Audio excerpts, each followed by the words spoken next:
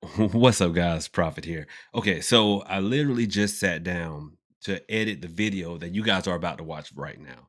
And something hit me, and I wanted to relay this message before we got to the video. Now, this video is about a money drawing oil lamp. And I decided to do this oil lamp, which you guys will see in the video, as I was going out to the shed slash shop former to do some candle workings. Now, you guys love the candle workings, probably because it's the least expensive working that I do. And I designed it that way to be cost effective. Someone ordered or contact me about a candle service, not an oil lamp, sorry, a candle service this morning. And in the texting back and forth, they asked me if I would record it and then upload a video of theirs to YouTube. And I politely declined because just, the amount that I do, there's no way I can set up, record, and then upload and do the workings. And it's just a lot. And then what I told them, that's a lot for 25 or 40. I forget which one it was. Which it was. So I told him that, but what I also said was this is a faith-based practice. So if you don't have any, then this is probably not the place for you. And I understand what you guys are going to say. You're going to say, "Oh, well, Prophet, there's a lot of scammers out here." And you are so right. You are so right.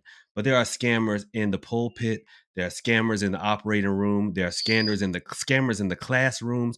There are scammers in the courtroom. There are scammers in the White House.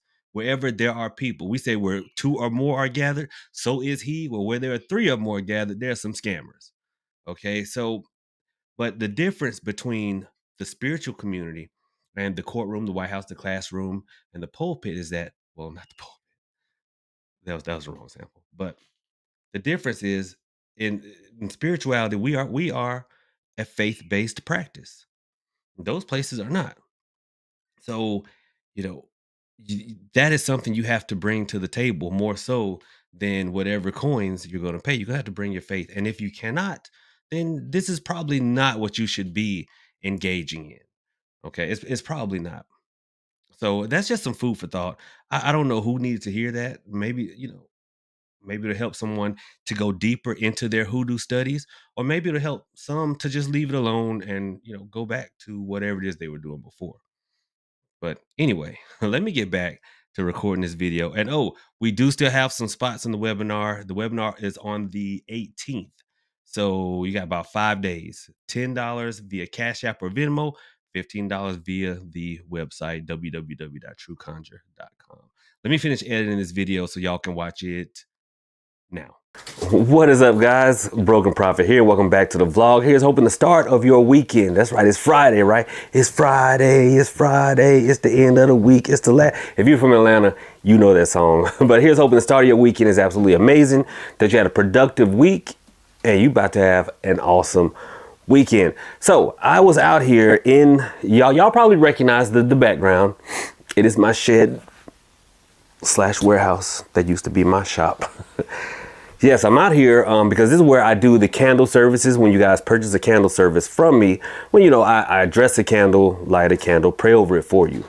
So a couple of you have ordered candle services, and I was out here doing them, and I decided to drop a video because I was not sure. Ferret's playing. I was not sure if I was going to be able to do a live stream tonight. So I'm like, hey, a video, you get this. With a video, you still get to see my pretty face. So I was out here dealing with the candles, and it made me think about something. Someone asked during a live stream about lamps. And in actuality, oil lamps are some of my favorite means to do a working. And I say means because oil lamps are more a tool than they are working themselves. An oil lamp can be substituted in darn near any working that calls for a candle. And I like them because they last a lot longer. If you don't know what an oil lamp is, some places will call them hurricane lamps. I like this kind like here, but I also like the one that swings because you can take it outside. And they're like 10, 15, maybe 20 bucks at Wally World or Target, wherever you shop. Okay. And I like these because they're kind of a mix between old school hoodoo and new school hoodoo. Now I know y'all love y'all some, and okay, here's the thing. Quick history lesson. Well, history lesson. When a lot of people think old school hoodoo, they think plantation ancestor hoodoo, right? Hoodoo in its beginning stages, where people work with primarily dirts and waters and roots and things like that. Now, over time, we did progress to start incorporating candles, and then that turned into incense, candles, incense, then oils and things like that. And after the emancipation, the Great Migration North, people started using more what nowadays folks call the commercial hoodoo, which a lot of people don't like. I actually do, provided that the source for the oils and the incense and the powders and whatnot are reliable, like www.trueconjure.com. And oddly enough, my grandma, who obviously was older than my dad, she preferred candles and oils and incense, stuff like that, whereas my dad liked more just scripture and water and stuff like that. So he was more old school than my old school grandma, right? Go figure. So I like the oil lamps because to me they're like a mix between the two. The oil lamp kind of harkens to the older days, back when there weren't candles to go around through the slave quarters. So there'd be like an oil lamp, and the oil lamp back then, y'all, that thing had to provide heat. It had to provide light. So, when we were working with it, there was a lot of sacrifice involved. And that's something that I don't think a lot of root workers today understand, the sacrifice that the ancestors made for what we call hoodoo, which y'all want to just up and change at a whim, or because a marketeer that ain't from the community told you so. But anyway, I digress. So I like to utilize the oil lamp because, it kind of calls back to those early ancestors. And also, this thing burns a lot longer than a candle. Y'all know, even these fine candles that we sell here at www.trueconjure.com, and I source them best I can, y'all. But still, they say 7-day candles, they don't make these things to burn 7 days anymore. You might get, 120 hours, they say nowadays, 200 hours maybe. But an oil lamp, this thing can burn indefinitely. As long as you keep swapping out, adding more oil or swapping out the wick, this thing can burn indefinitely. So let's get into an oil lamp. And this is going to be a money oil lamp. So let's get it. So the first thing you're going to want to do, here, let me get some space here. There. All right. So the first thing you're going to want to do is, of course, carefully unscrew the base. Carefully. And, because this thing, the glass is really, really thin. So carefully unscrew it, set it down somewhere. Now, before I add the oil, and for oil, you can also buy the oil from the store. All right, I like an indoor outdoor oil, and it'll say it right there on the bottle. You see it right there, indoor outdoor, right? Because it gives off not too much of a smell. Now, the beauty of these is, and of course you want to utilize fire safety. You don't want to leave it next to a curtain or on a tablecloth or anything like that unattended away from home. But if it does get knocked over, there's a high likelihood that the oil will extinguish the flame. So it's not as much of a fire hazard as you would think, but do not go leaving these things alone. Say, well, Prophet said I can leave it. No. All right. But before I go and add things, this is what I like to put. Because I remember I said old school and new school. Well, the old school is, of course, the oil lamp. The new school is, this is a store-bought oil. Yeah, it's a store-bought oil.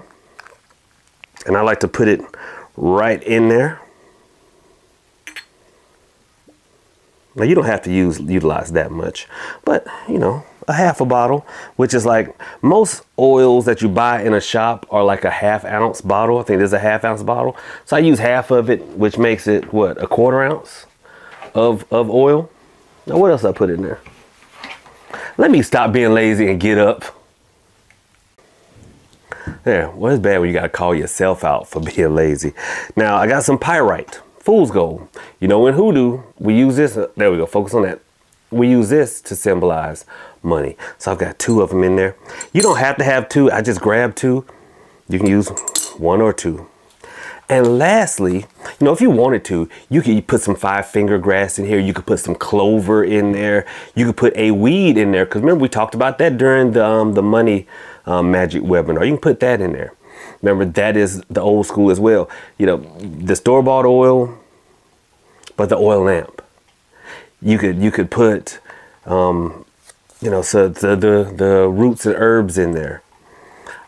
You can put a petition. I recommend you put a petition paper in there. Now, there's 2 schools of thought for this. Some people say that they just like to put it in the oil itself. Other people like to paper clip it to the wick. You can do either. For a purpose of this demonstration, and I actually did write my name on this because I'm not going to waste nothing just to demonstrate. Oh no, this is going to get some use. I put it down in here because I forgot to have a paper clip. I told you this is a spur of the moment type of video. And I'm going to open up the oil.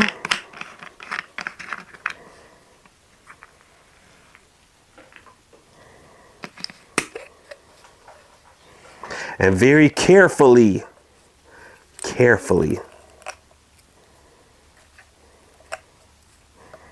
fill the lamp.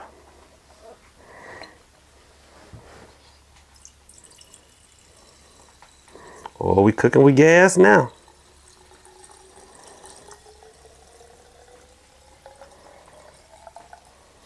There you go. And it doesn't have to be, it does not have to be all the way, but you see, I do want to swirl it around a little bit, get some of that green going through there. See how it's kind of turning green? And that's from the oil. Now, you put the top on it and you're going to let it sit for about 10-15 minutes. You want that oil to soak up into the wick before you light it. Because if you do not let the oil soak up into the wick good, what's going to happen is that is going to just burn dry cotton, and it's going to get a lot of soot, and y'all going to be texting me going, Prophet, I got a lot of black soot around my oil now. What does that mean? I'm going, you didn't let it sit long enough. All right, so I'm going to wipe it down because I did get a few droplets spilled, and then we're going to get it set up, and then we're going to light this bad boy. Okay, guys, so we're out here. Well, back here where I do the candle lighting. Now you see these are some candles that I've got to set up for some folks. But here's the lamp that we just did together, just all of us. Now it's ready to go, cock locked and ready to rock. But I did want to say, you know, you can customize it however you want to with the roots and herbs. Of course, you know, I always say keep everything in alignment. So only money roots and herbs for a money lamp. Don't go ahead, well, I want to do this for controlling or this for, no love money. No, money. That's it. And you can put whatever oil in there. But I will say, y'all do not add this, okay? Oil lamps are meant to burn oil. They are not meant to burn an alcohol-based thing. You put this in an oil lamp go boom. Boom bad. All right, so I will say, of course we have to start with prayer. In the beginning, God created the heaven and the earth was without form and void, and darkness was upon the face of the deep. And the Spirit of God moved upon the face of the waters, and God said, let there be light. There, we light the lamp.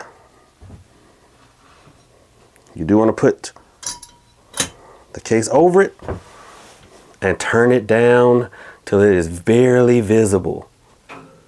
There. And that is how you work an oil lamp. Now see, just that little bit of flame left that black soot. See? Left that black soot. So you want it up here. Of course, make sure that everything is seated properly. But you want it, now you don't want it up too high, because see, soot. Turn it down to the lowest. It'll and still be on.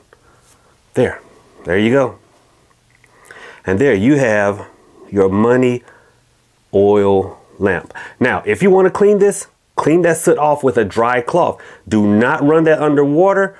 I mean, you can, I would say extinguish the lamp, let everything cool down, and then wipe it down if you want to. If not, I mean, that little bit of soot is fine.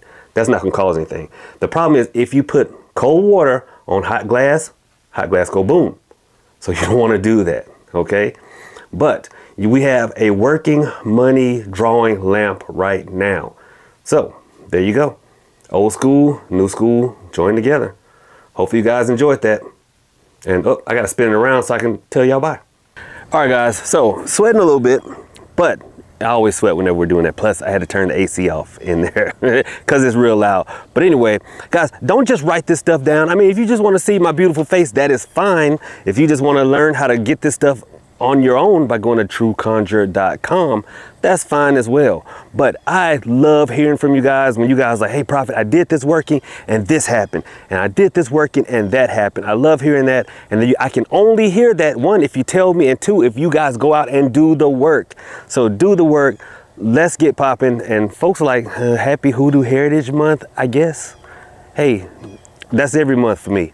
And it should be every month for you as well. Y'all have a good one. Be blessed. Prophet out.